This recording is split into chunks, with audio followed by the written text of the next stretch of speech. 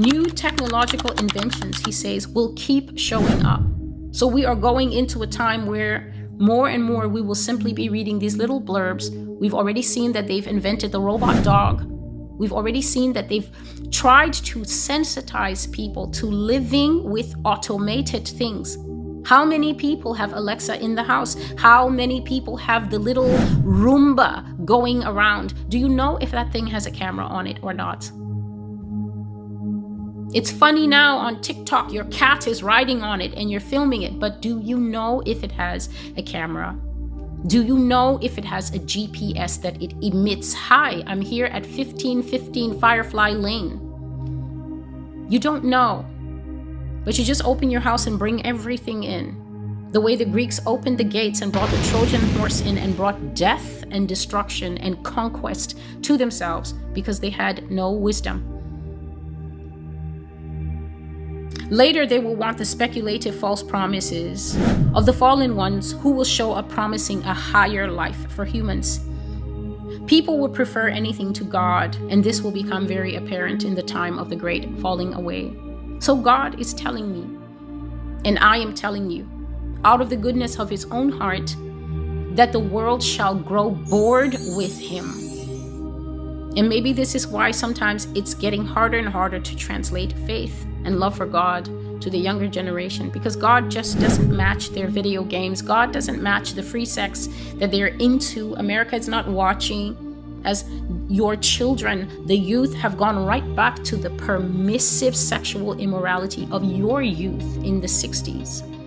More lovers is better. That's exactly what these children are doing now. Ecclesiastes chapter 3, there is nothing new under the sun. What has been done shall be again. People will prefer anything to God. It will be hard for a man to keep his faith. Peer pressure to convert to other religions will be great in the end times. So that means even the other religions will be making a play for the available humanity. Don't go to the Christians. Haven't you seen that they're on their 2 millionth and 2 false pastor reveal? How many times do they need to steal the church offerings before you realize that those people are false? How many pedophile scandals need to be exposed? How many moral failures can one of their pastors have before you finally wake up that God, that religion is false? The Jehovah's Witnesses and everybody else will be making a play for the available souls, and the church will be going through her worst era ever. Pressure to follow other religions will be great in the end times, as well as government threats against the body of Christ that will make it increasingly difficult, dangerous, unappealing, and non-beneficial to follow God. Listen to the Lord.